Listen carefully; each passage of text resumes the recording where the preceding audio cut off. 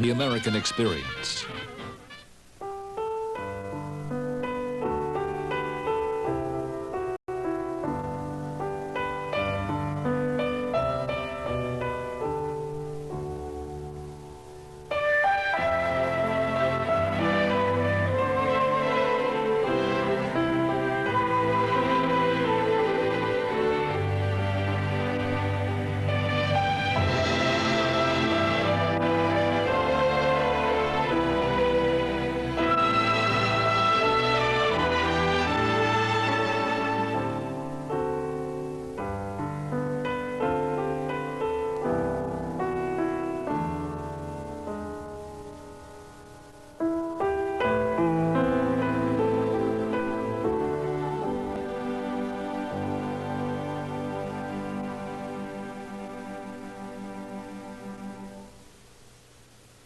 Major funding for this series is provided by the Corporation for Public Broadcasting and by the financial support of viewers like you.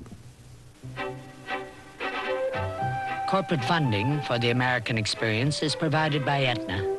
For more than 130 years, a part of the American experience.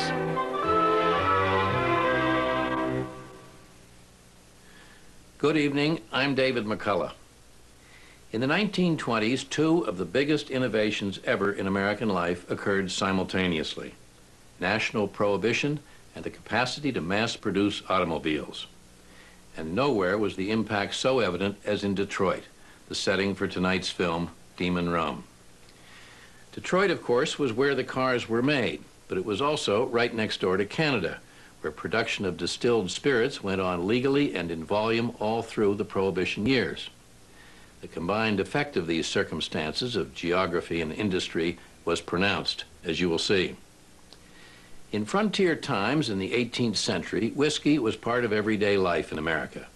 It was actually called the good creature of God. But by the 19th century, all intoxicating drink was seen by more and more Americans as a menace to family life and the national character. A British sea captain in 1827 noted that drinking in America was a greater curse than yellow fever. The first state to go dry was Kansas in 1881, and more followed. Nationwide prohibition, it should be remembered, was put into effect in 1920 for one reason only. The great majority of Americans wanted it and were bound to give it a try. When it ended 13 years later in 1933, it was because the great majority of Americans knew it had been a failure.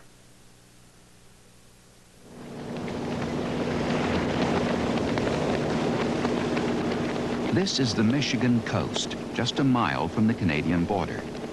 In the 1920s, these waters were the main entry point for liquor smuggled into this country. Some 50,000 men, women, and children worked here as bootleggers, unraveling the American experiment called Prohibition.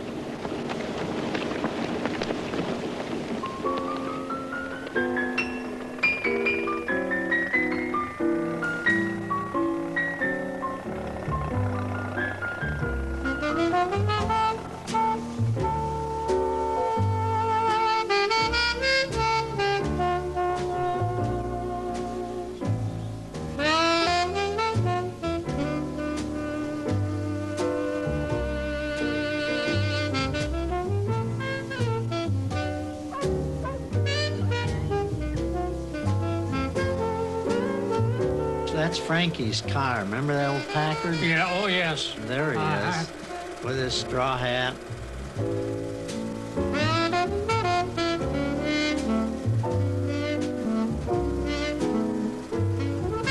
Now this is that sewer dock, you know? Yes. That's my dad right there.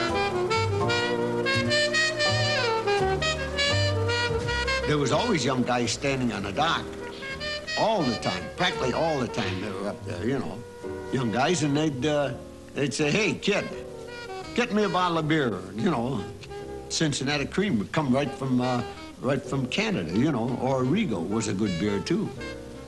In fact, my dad named the dog named Rigo after the beer, you know, Rigo beer. We had a dog named Rigo.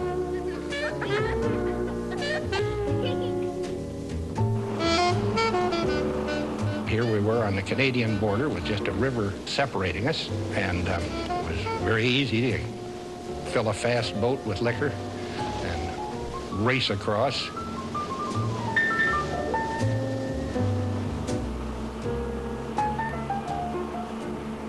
Somebody was bringing booze across all the time. They brought it across in the daytime, they brought it across at night. It was easy money. Little by little, the guys grew into the whiskey thing, whiskey and beer, and it became sort of a way of life for everybody. These guys is all gone now. All these guys we talk about, there's nobody that's living now. These guys were something. You had to be there to see them, you know what I mean? But these guys is all gone now. There's very few people that knew anything unless somebody told them about it. They didn't see it themselves, you know, like we did, you know.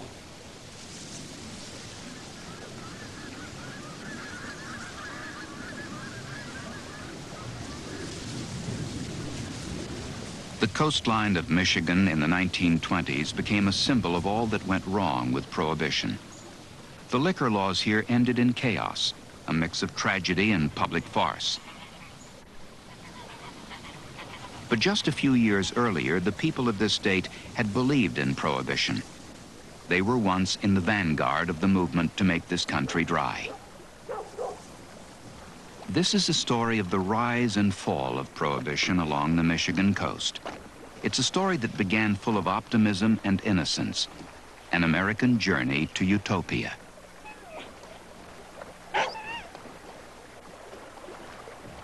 I can remember when just about the time of Prohibition coming in, when I was about 5 or 6 years old, and this was just on the eve of Michigan going dry, and my grandmother said, isn't it wonderful, when Martin grows up, he'll never know what whiskey is.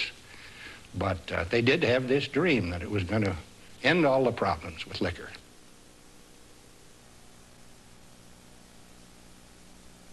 I remember one time, they herd a bunch of us kids to town. I don't remember how we got there. It must have been horse and wagon, because they didn't have many automobiles those days. And they paraded us from one saloon to the other, singing songs.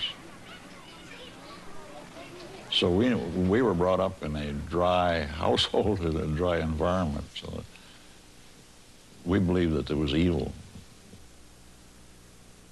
My father was addicted to liquor.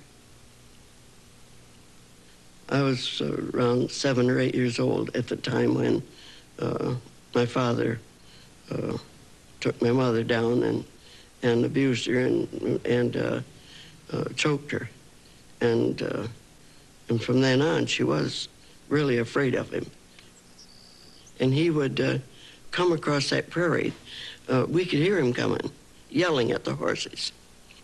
And that's when she would see to it that we children were put to bed, and then she'd go hide in the grove.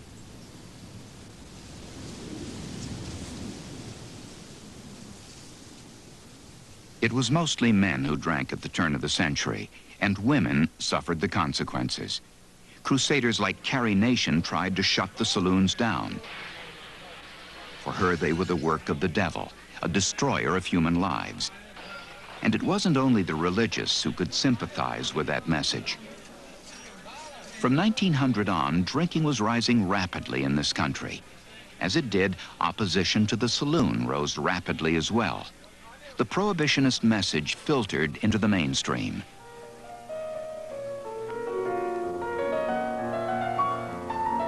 Saturday was movie day. One show, I think, was called Facing the Barroom Floor. This portrayed a drunken, wife-beating, child-abusing father. That's this Facing the Barroom Floor.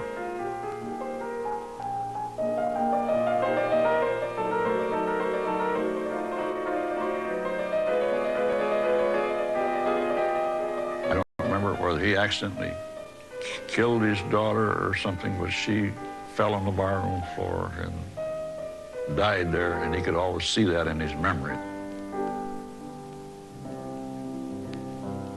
To save the women and kids, to get rid of the alcohol and save the women and kids. That was the theme of as I remember it. Save them from the evils of drink and drunken husbands and wife beaters and all that. That was a theory. That was the theme. The campaign against alcohol tugged at America's heart, and its message would come to seem still more urgent as the country changed.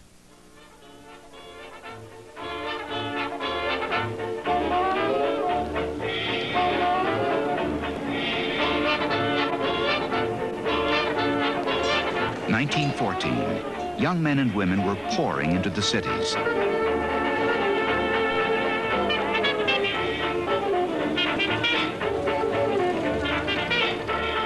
In Michigan, the city of opportunity was Detroit. This is where the automobile was made, and that meant jobs.